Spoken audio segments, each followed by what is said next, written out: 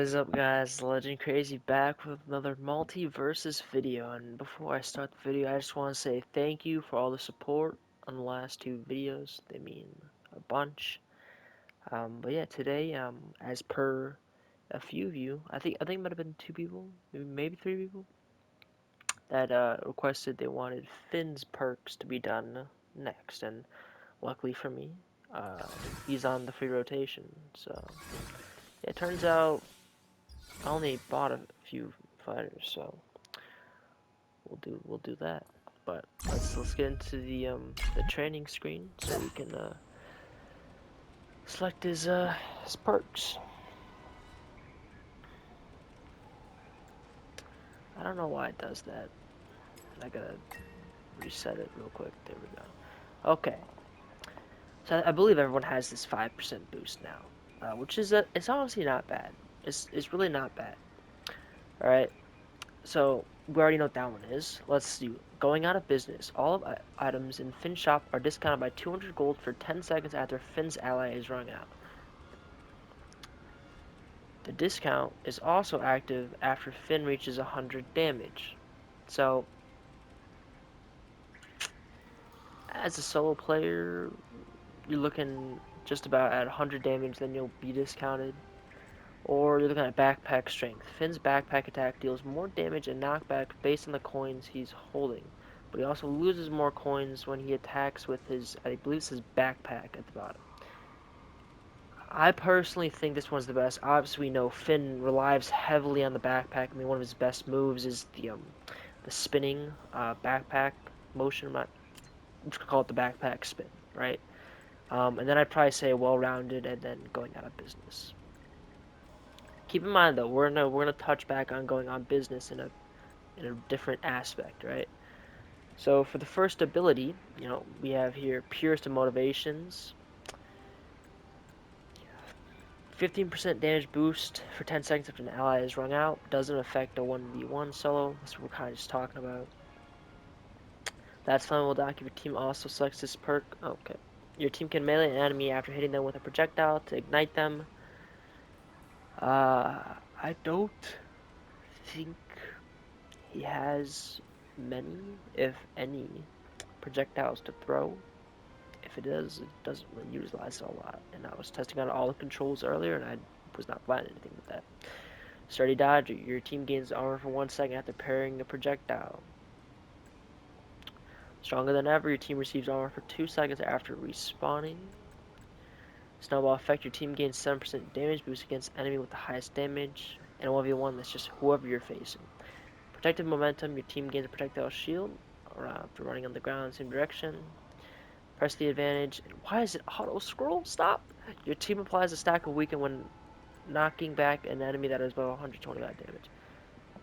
I don't really like the perk options they have in total. It's really limited. I hope they do add more. But I do think the number one is going to be Snowball Effect. 7% damage boost paired with an increased backpack damage if you have more coins. Can't go wrong with that. You have Speed Force Assist you for the second slot, 5% increased base speed.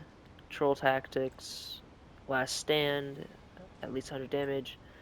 Collateral damage, you deal 1 additional damage when you knock back opponents into a terrain. Airwalker, you get that little platform beneath you, too fast to block your dash attacks, break armor. Now, since we went backpack strength, you're not going to have really much gold then to get the increased movement discounted, or so I believe it's 500 undiscounted, and obviously using more gold is gonna cost you not to really be able to buy too much, if anything. So that's why we're gonna go Speed Force Assist. You get a little bit of movement speed in general, regardless of not having that discounted price to buy that movement speed boost.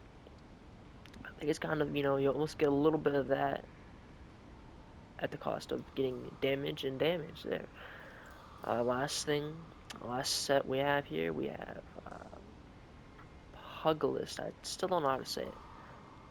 Pugilist? I don't know. Let's go Pugilist. Static Electricity. Oh, hold on. Melee attacks deal increased damage. Moving on the ground for 4 seconds, your next projectile doesn't really apply here.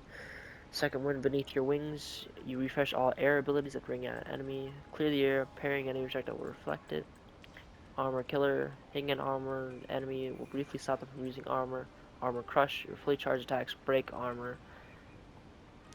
That one might not be a bad one. I'm still leaning towards Pug List.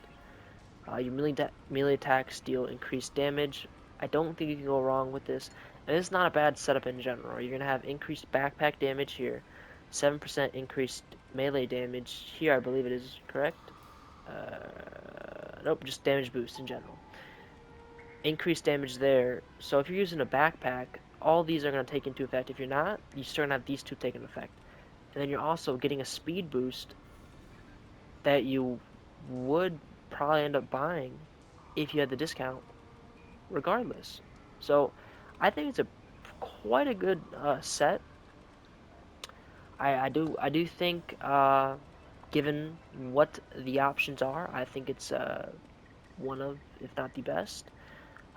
Please though, if you guys do run Finn and if you guys do run some different perks that you think might be a better combination, hey, let me know in the comments below. All right, I'm open to some criticism, but I do think after messing around with him, you learn his stuff, or relearning it, I should say. Haven't played him since, well, like 2 years ago.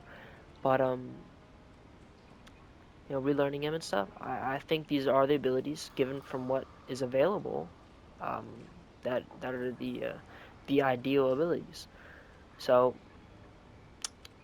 I just want to say thank you again for all the support in the last two videos. If you guys do like, enjoy this video, please feel free to like, subscribe, leave a comment down below if you have any suggestions for me, and if you want to request any other videos be done, please feel free to let me know as well. Until then, I'll see you guys in the next one.